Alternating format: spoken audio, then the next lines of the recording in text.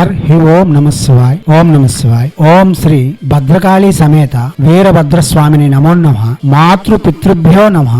ఆచార్య అతిథిభ్యో నమః. శ్రీమాత లలితా త్రిపుర సుందరయే నమో నమః.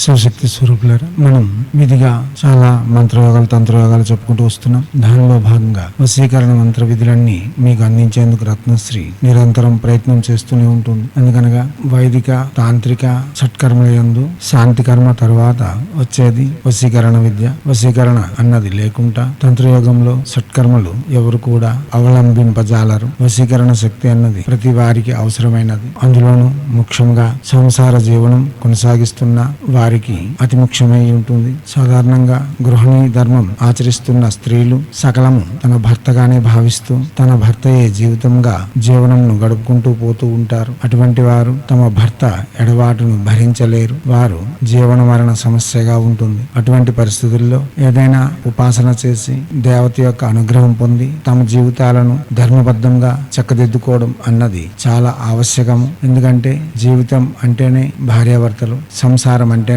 భార్యాభర్తలు. వారు కలిసి ఉన్నప్పుడే అంతటా ఆనందము ప్రకృతి పులకిస్తుంది. అసలు ఈ ప్రకృతి మనగడకు మూలము భార్యాభర్తలు. భార్యకు భర్త జీవితం, భర్తకు భార్య జీవితం అలేలా ఉంటారు. కాబట్టి ఒకరి పట్ల ఒకరు హెచ్చు తగ్గులను అహంకార ప్రదర్శనను చూడకుండా కలిసిమెలిసి ఉండడం ధార్మిక జీవనమునకు ఉపాధిగా ఉంటుంది. కాబట్టి ఏదో కారణాల వలన దూరమైన వారు లక్ష్మీదేవి యొక్క అనుగ్రహంతో సకలము పొందవచ్చు. మన హైందవ సనాతన ధర్మ చాలా వరకు విధానాలు అందించి ఉన్నారు. దానిలో మహాలక్ష్మి యొక్క మంత్రము ఇంద్రాక్షి మహామంత్రము ఇప్పుడు మీకు అందిస్తుంది రత్నశ్రీ హిందూ సేవా సమాజ్. ఈ మంత్రం జపించడం వలన గ్రహ దోషములతో ఉన్న ఎడబాట్లను కూడా నివారణ చేయగలదు. ఏదైనా భార్యాభర్తల మధ్య గ్రహ దోషములు ఉండి ఆ కారణం వలన కూడా విడిపోయే అవకాశాలు ఉంటాయి. అటువంటి దోషములు ఉన్నా సరే ఈ మంత్ర జపం వలన అతి సునాయాసంగా తన భర్తను తాను పొంది జీవితమును ఆనందమయం చేసుకోవచ్చు. అటువంటి మహత్తరమైన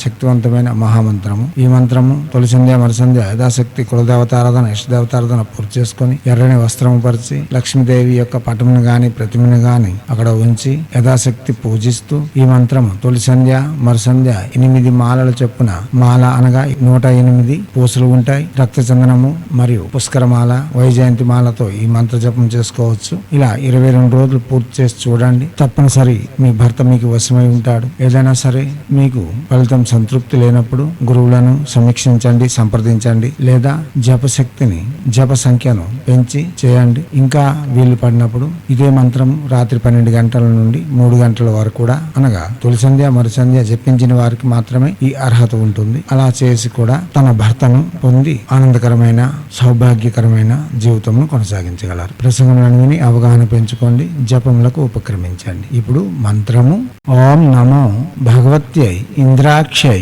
మహాలక్ష్మ్యై పతిం వశం కర్యై సర్వ దుష్ట గ్రహ స్తంభిన్యై స్వాహ. మంత్రం మరోసారి ఓం నమో భగవత్యై ఇంద్రాక్షై మహాలక్ష్మ్యై పతిం వశం కర్యై సర్వ దుష్ట గ్రహ స్తంభిన్యై స్వాహ. మంత్రం మరోసారి ఓం నమో భగవత్యై ఇంద్రాక్షై మహాలక్ష్మ్యై పతిం వశం కర్యై సర్వ దుష్ట గ్రహ స్తంభిన్యై స్వాహ.